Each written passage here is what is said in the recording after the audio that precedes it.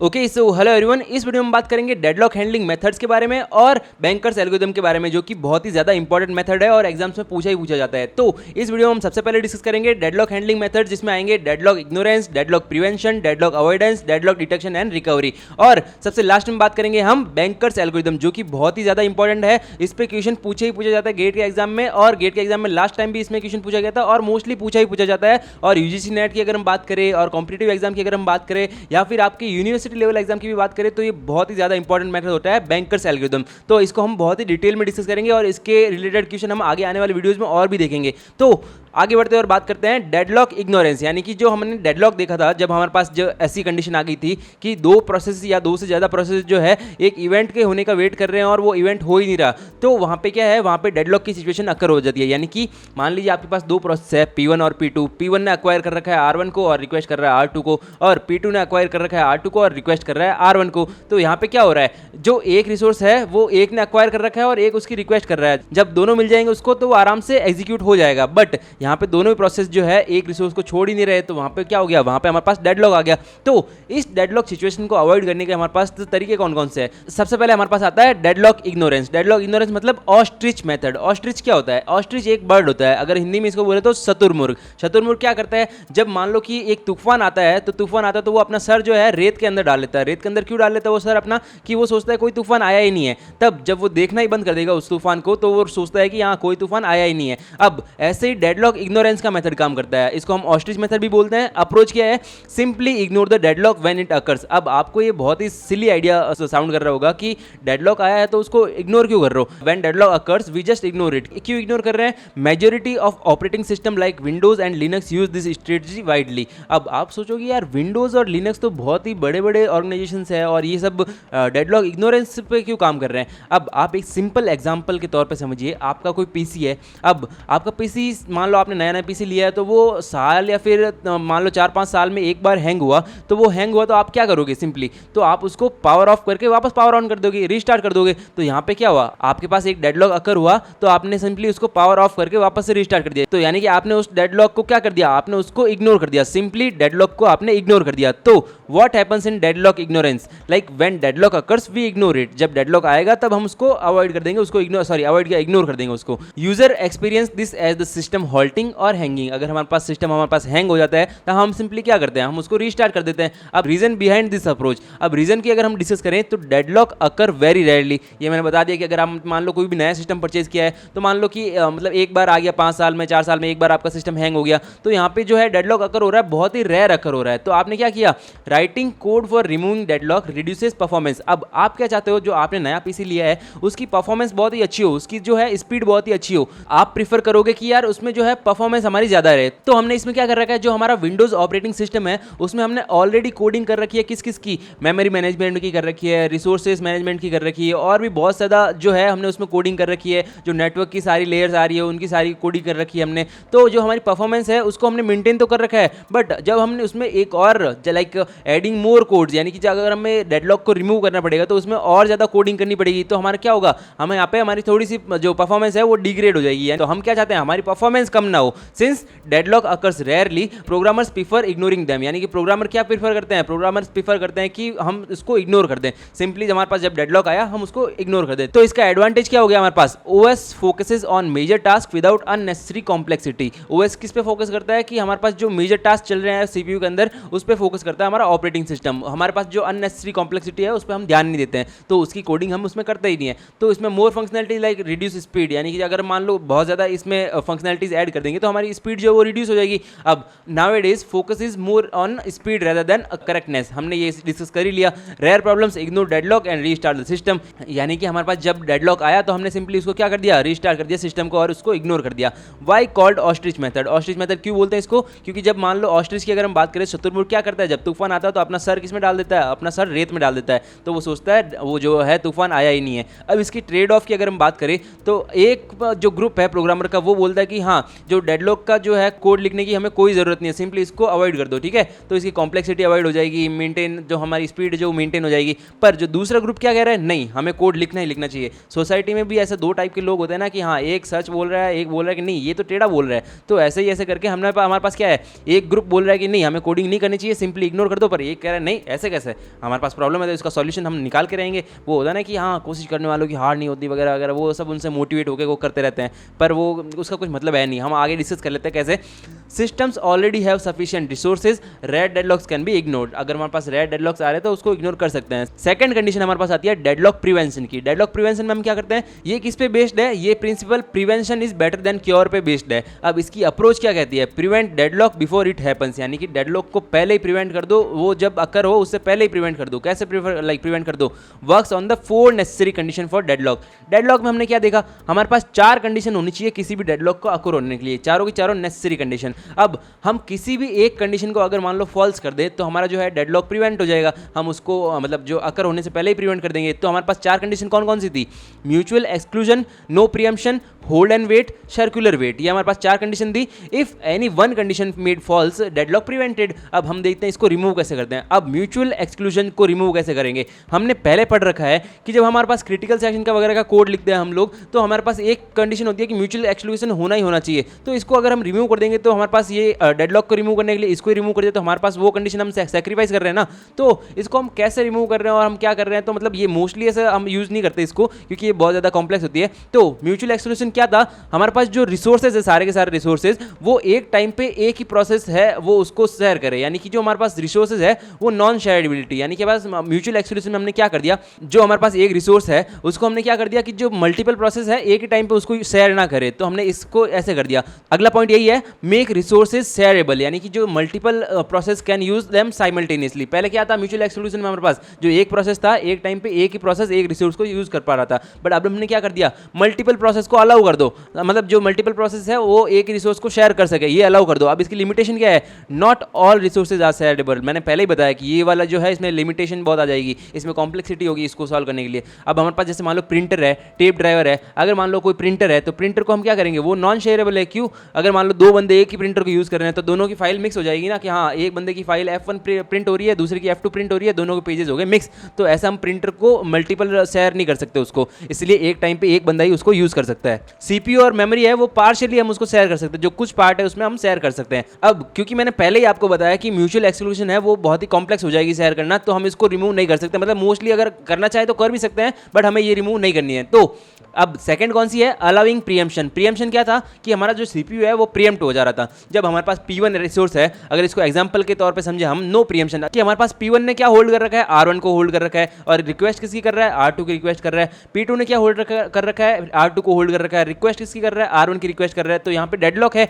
अब हम क्या कर रहे हैं कि हम जो P1 को प्रीएम्प्ट कर दें, P1 को प्रीएम्प्ट करके जो उसका रिसोर्स R1 उसने होल्ड कर रखा है वो हम रिलीज कर दें और P2 को प्रोवाइड कर देंगे फिर वो रिसोर्स। तो क्या हो जाएगा, P2 यहाँ पे एग्जीक्यूट हो जाएगा।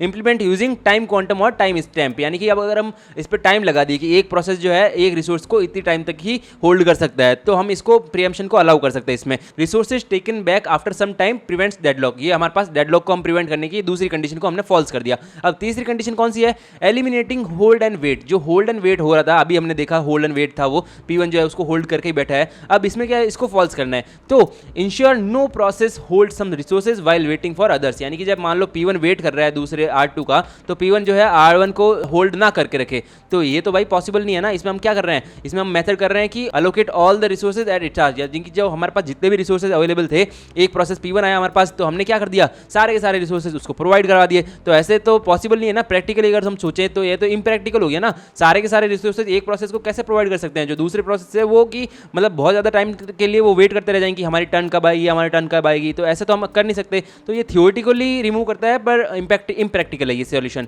अब आगे बढ़ते हैं और बात करते हैं सर्कुलर वेट को। अगर हम सर्कुलर वेट को रिमूव कर दें, ये बहुत ही अच्छा तरीका है। अगर हम मान लो कि नंबर ऑफ रिसोर्सेज, यानी कि रिसोर्सेज को हमने नंबर दे दिए, प्रिंटर को नंबर दे दिया, स्कैनर को नंबर दे दिया, सीपीयू को दे दिया और रजिस्टर को दे दिया। प्रिंटर को दे दिया 1, स्कैनर को दे दिया 2, सीपीयू को दे दिया 3 और रजिस्टर को दे दिया 4। तो अब हमने नंबरिंग कर दी। तो अब हम रूल क्या लगा रहे हैं कि इंक्रीजिंग वैल्यू में इसको हम असाइन करेंगे। अगर मान लो P1 ने 1 यानी कि प्रिंटर असाइन कर लिया है और फिर रिक्वेस्ट कर रहा है 3 की, तो वो हम उसको असाइन कर देंगे, सीपीयू को असाइन कर देंगे। पर अगर मान लो P1 ने 3 यानी कि CPU मतलब उसको असाइन कर दिया है, तब वो अगर मान लो बाद में जाके P1 की रिक्वेस्ट कर रहा है, सॉरी 1 की रिक्वेस्ट कर रहा है प्रिंटर की, तब हम उसको प्रिंटर असाइन नहीं करेंगे। तो हम इंक्रीजिंग वैल्यू में अगर मान लो इसने कर दिया तो हमारा सर्कुलर वेट जो है वो रिमूव हो गया। तो ये जो है बहुत ही बढ़िया मेथड है, तो प्रिवेंट सर्कुलर डिपेंडेंसी, ये सर्कुलर डिपेंडेंसी को हटा देता है। अब आगे बढ़ते हैं और बात करते हैं third, deadlock avoidance. Deadlock ignorance हो गया हमारे पास, डेडलॉक प्रिवेंशन हो गया, अब डेडलॉक अवॉइडेंस। डेडलॉक अवॉइडेंस क्या है?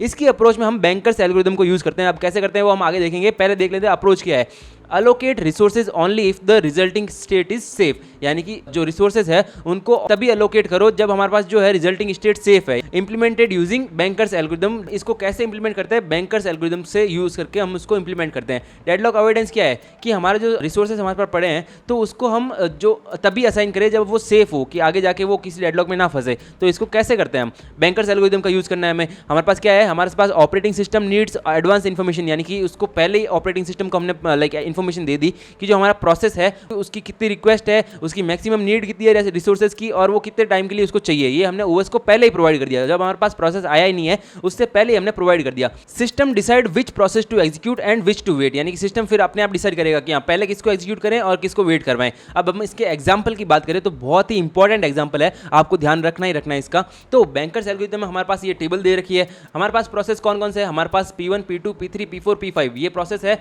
अब हमने अलोकेट कितने कर रखे हैं, मतलब हमारे पास रिसोर्सेज क्या क्या है? A और B और C, हमारे पास 3 रिसोर्सेज है। अब A कितने टोटल नंबर? A के हमारे पास 10 रिसोर्सेज है, B के 5 है, C के 7 है, हमारे पास ये रिसोर्सेज है। अब हमने अलोकेट कितने कर रखे हैं, मतलब टेबल में ये मैनेज कर रखा है हमने A B और C किस किस को कितना अलोकेट कर रखा है, और जो प्रोसेस है उसकी मैक्सिमम नीड कितनी है, यानी कि आगे जाके उसको कितनी नीड की जरूरत पड़ेगी उस प्रोसेस की। और हम इसमें क्या मेंटेन करेंगे? हम इसमें पहले लिखेंगे अवेलेबिलिटी हमारे पास कितनी है, और जो रिमेनिंग नीड है वो हम लिखेंगे कि कितनी है। तो हमारे पास P1 है, A के कितने रिसोर्सेज दे रखे हैं? 0, B के कितने दे रखे हैं? 1, C के कितने दे रखे हैं? 0। अब उसकी मैक्सिमम नीड क्या है? A की नीड है उसको A के 7 रिसोर्सेज चाहिए होंगे, B के 5 चाहिए होंगे, C के 3 चाहिए होंगे। तो हमारे पास ये ऐसे करके हमने सारे पांचों के दे रखे हैं, P2 के दे रखे हैं, P3 के, P4 के, P5 के, ऐसे हमारे पास टेबल दे रखी है, क्वेश्चन में ये दे रखा है। अब इसको बैंकर्स एल्गोरिथम से हम सॉल्व कैसे करते हैं? तो हमारे पास कितना है, हमने पहले टोटल किया कि A B और C के हमारे पास अवेलेबल रिसोर्सेज कितने हैं। A और B और C के हमने जब काउंट किए तो P1 P2 P3 P4 P5 को मिला के हमारे पास A के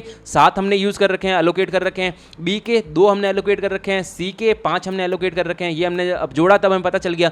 तो हमारे पास अवेलेबल कितने बढ़ गए? तो हमारे पास 10 में से 7 गए 3, यानी कि A के 3 रिसोर्सेज अवेलेबल है, B के कितने अवेलेबल हैं? 5 में से 2 गए 3 अवेलेबल हैं, C के कितने अवेलेबल हैं? 7 में से 5 गए 2 अवेलेबल हैं। हमारे पास अवेलेबिलिटी कितनी है? 3 3 2। अब हमारे पास रिमेनिंग नीड कितनी है? रिमेनिंग नीड अगर हम बात करें तो रिमेनिंग नीड को हम कैसे कैलकुलेट करेंगे? Maximum need minus allocation, maximum need में से अलोकेशन को घटा देंगे। तो जब हमने रिमेनिंग नीड कैलकुलेट करी तो P1 की क्या आई? 7 - 0 तो 7, A की उसको 7 की जरूरत है, B की उसको 4 की जरूरत है 5 - 1, और C की उसको 3 की जरूरत है। तो हमारे पास प्रोसेस 1 की आ गई 7 4 3 रिमेनिंग नीड, प्रोसेस 2 की आ गई 1 2 2, और प्रोसेस 3 की आ गई 6 0 0, और प्रोसेस 4 की आ गई 2 1 1, और प्रोसेस 5 की आ गई 5 3 1। ऐसे हमने कैलकुलेट कर लिया। अब आपको एक चीज ध्यान रखनी है कि आपको तीनों के तीनों जो रिसोर्सेज है वो एक ही साथ में अलोकेट करने हैं, तभी जाके आपका जो है बैंकर्स एल्गोरिथम सही से वर्क करेगा। अगर आपने सोचा कि हाँ नहीं अभी हमारे पास 3 3 2 पड़े हैं प्रोसेस, और मान लो कि किसी एक की नीड क्या है, एक की नीड है मान लो 6 0 0, तो आप सोच रहे हो कि हाँ जो P3 प्रोसेस है उसकी 6 0 0 नीड है तो उसके 2 तो हम नीड पूरी कर ही सकते हैं ना, उसको चाहिए ही नहीं। बट ऐसा नहीं करना है, हमें तीनों के तीनों रिसोर्सेज एक ही साथ अलोकेट करना है। तो हम इसमें सबसे पहले हमें देखना है 3 3 2 है तो हम किसकी रिक्वेस्ट फुलफिल कर सकते हैं। तो हमने देखा कि P1 पे कितने चाहिए उसको, तो A के 7 चाहिए उसको, तो A के क्या हमारे पास 7 अवेलेबल है? नहीं अवेलेबल है, तो हम मूव कर जाएंगे। तब हम P2 पे मूव करें तो P2 को कितने चाहिए? P2 को चाहिए भाई साहब A के 1 चाहिए, A के 1 हमारे पास अवेलेबल है, हाँ हमारे पास अवेलेबल है।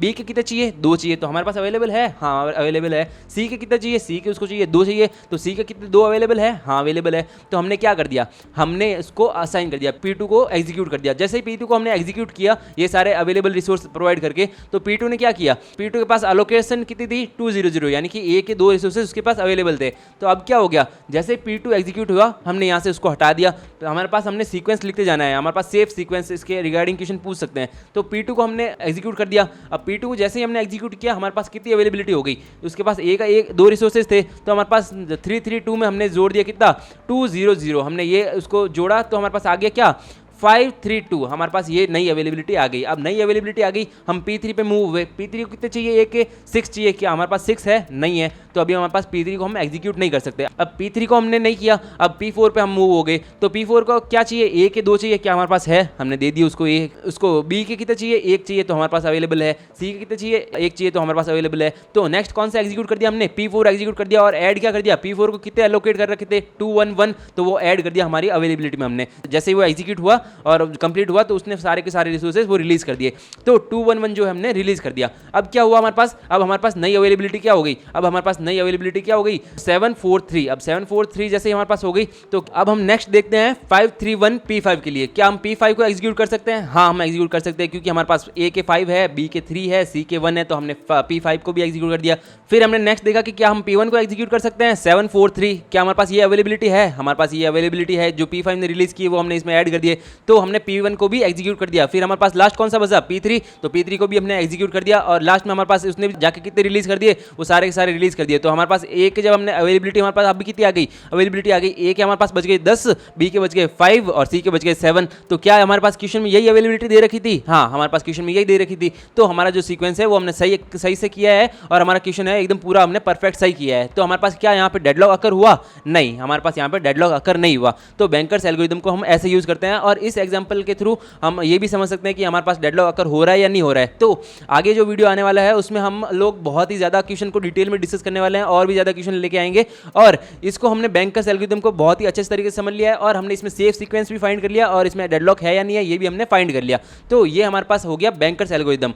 अब आगे बढ़ते और बात करते हैं डेडलॉक डिटेक्शन एंड रिकवरी के बारे में। ये हमारे पास छोटी सी सेक्शन हमारे पास बच गया है। तो इसकी अप्रोच क्या है, फर्स्ट डिटेक्ट देन रिकवर, यानी कि हमारे पास पहले तो डिटेक्ट करेंगे फिर रिकवर करेंगे। यानी कि डिटेक्शन क्या यूज करते हैं, check system state using resource allocation graph, यानी कि सिस्टम की स्टेट को हमने चेक किया आरएजी को यूज करके। फिर if no deadlock then no action, if deadlock detected recovery needed. यानी कि हम इसको कैसे यूज करते हैं, रिकवरी मेथड्स होते हैं हमारे पास। कौन कौन से होते हैं, दो मेथड हम देख लेते हैं, प्रोसेस टर्मिनेशन और रिसोर्स प्रीएम्पशन। यानी कि प्रोसेस टर्मिनेशन क्या होता है, जो प्रोसेस डेडलॉक को मतलब जो डेडलॉक जिसकी वजह से अकर हो रहा है उसको किल कर दो। जैसे किल वन और मोर प्रोसेस इन डेडलॉक। जैसे ही हमने किल करना शुरू किया, अगर रिजॉल्व होना शुरू हो गया तो अच्छी बात है, अगर नहीं हुआ रिजॉल्व तो हम और एक प्रोसेस को किल कर देंगे, फिर और एक को कर देंगे। अगर हम पास डेडलॉक जो है रिजॉल्व नहीं हो रहा तो इसमें क्या हो रहा है, हमारी जो परफॉर्मेंस है वो सफर कर रही है, बट डेडलॉक जो है वो रिजॉल्व हो रहा है। अब रिसोर्स प्रीएम्पशन, रिसोर्स प्रीएम्पशन में हम क्या करते हैं, take resources from deadlock process and reassign. यहाँ पे ये थोड़ा सा मेथड अच्छा है, इसको हम बोल सकते हैं कि जो हमारे पास रिसोर्सेज है वो प्रोसेस से हमने ले लिए और वापस रीअसाइन कर दिए। तो हमारे पास क्या हुआ,